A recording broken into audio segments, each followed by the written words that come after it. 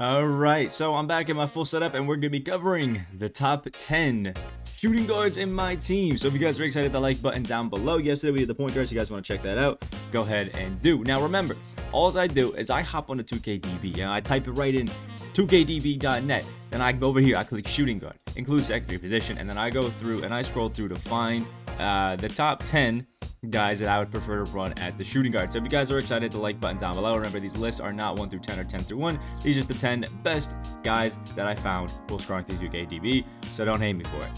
Anyway, let's start it off. So the last guy that I found was going to be Reggie Lewis. Now I was between Reggie and Richard Dumas for like that last guy that I was going to throw into my top 10. And I decided to go with Reggie. Now, there's nothing against Dumas. I think he's a great card. It's just I personally think that I'm just comfortable with Reggie. I love this card, and I think a lot of guys that have him are just used to him.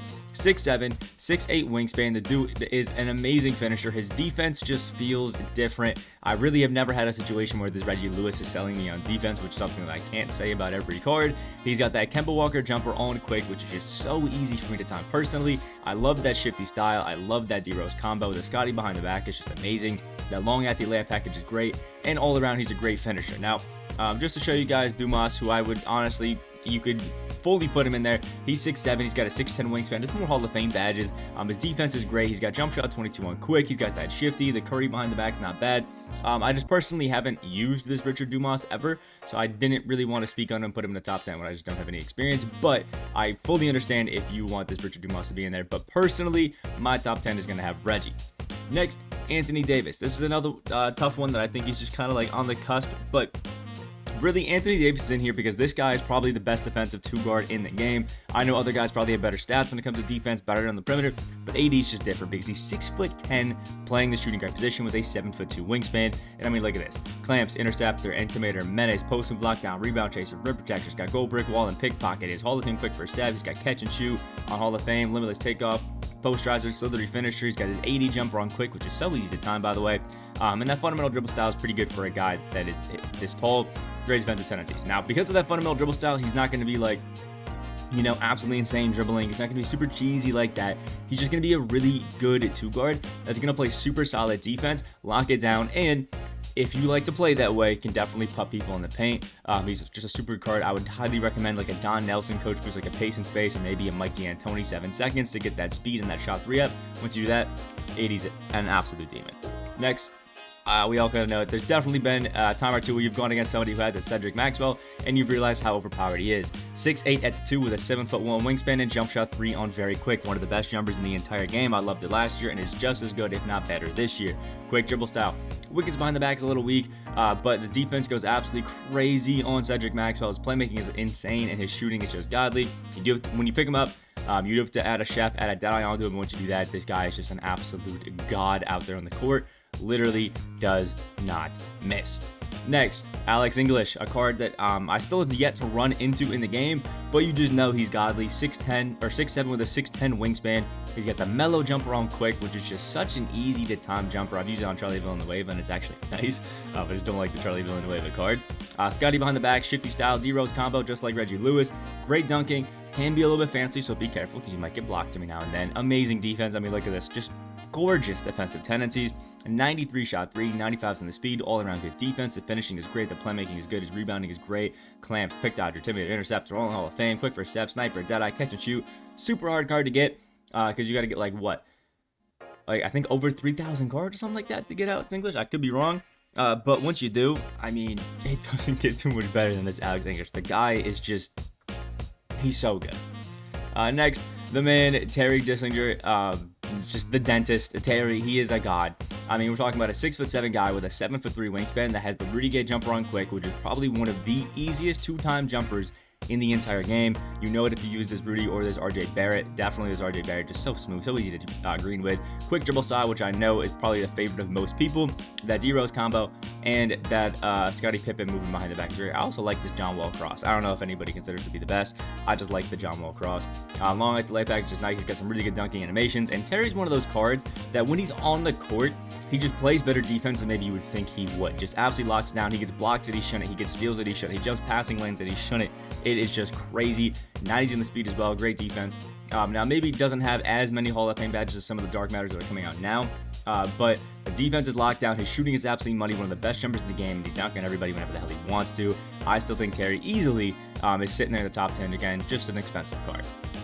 Next, Chris Mullin, 6'7", 6'10", wingspan, jump shot 22 on very quick dribble style, and Scotty behind the back. You see, the only people with jump shot 22 on very quick are Mullin, James Worthy, and Gold Tyronn Lue. Some good company to be in, man.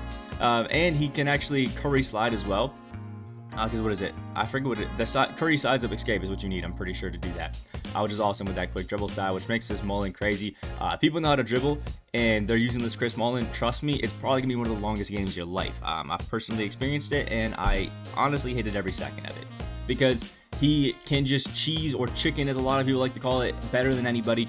He's got great defense. His playmaking is awesome. The shooting is just absolutely god. He can still get inside and finish, and he locks it down. I mean, this Chris Mullin is absolutely insane. I can't remember a time where Chris Mullin was as overpowered as this Dark Matter is, but seriously, if you know how to dribble and how to cook up, you know, your port player will also come to my team, this Chris Mullin may be your favorite card to pick up, and he can really be endgame if you get a few Hall of Fame badges, and especially in finishing. Just chuck him on, and you really don't even need to get a new card after that. Mullin is a god. Next, shooting guard Giannis. Obviously a card that was going to be somewhere on this list because we were talking about a 6'11" 2 guard that has a 7'4" wingspan and is going to play some of the best defense you'd ever seen in your entire life. It's just not fair. Giannis, the dude has his Giannis jumper on quick, which is really easy to time this year. The fundamental dribble style is probably one of the best non-bursting dribble styles in the game, so we love to see that. Along at the layup package, and he has really good dunking animations. Obviously, this is Giannis, so you know the defense is absolutely insane. The guy, basically, if you're loading into a game and you see that your shooting guard is getting guarded by Giannis, he's not scoring that entire game. That's just how it is. And then with Giannis, what people love to do with this card, go into the post, back down, back down, back down, back down, paint mash it. That's just how it works. But he's still the ability to shoot the three pretty nice. You can add, a blinder, add a shaft, you can add sniper, you can add deadeye onto him, and he becomes just an unguardable card, even with quick chain, hyper drive, handle for days. Like, it is crazy. But seriously, the versatility that it gives you on defense, not even have to worry about the 2 or the 3 scoring. Yeah, he's a shoo-in for the top 10, as annoying as it is. Next up, oh, I had Richard Dumas in here. Oh, okay, I didn't get Richard Dumas out. My bad. So the beginning part doesn't even matter. Richard Dumas, 6'7", 6'10" wingspan. We've already kind of talked about it a little bit. We actually talked about it a bit.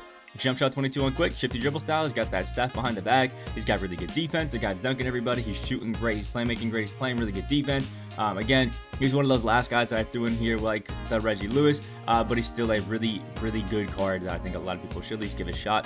Just a good card. Next up is Albert King. Probably, I think, might be the shortest card on this list at 6'6" for the 2 with a 6'9" wingspan, and somebody who I wish I could get. Ray Allen jumper on very quick. That quick style is nice. The Jimmy Butler size up, we've used it on Pete Maravich maybe. It's actually not bad. I'm not saying that it's crazy good, but it's not bad. And that Kawhi behind the back, again, it's nothing insane, but it's pretty good.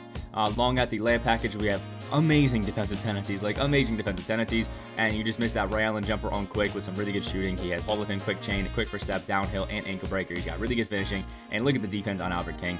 I mean, ankle braces, ball stripper, clamps, hustler, interceptor, intimidator, menace, pick dodger, pickpocket, pogo stick, post move, lockdown, rim protector. I mean, another one of those guys who's really not getting scored on.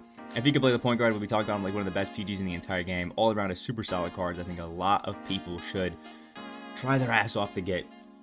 It's just not really up to you if you get him or not. And last but not least is going to be my man PG. I think some people really aren't a fan of this PG card, which is interesting to me. 6'9" shooting guard, 6'11" wingspan that has the PG jumper on quick, one of my favorite catch and shoot jumpers in the game. He's got that Scotty behind the back, he's got the shifty dribble style, and that PG combo, again, not crazy, but it's really not bad. Use it on Jaylen Brown, and it's perfectly fine.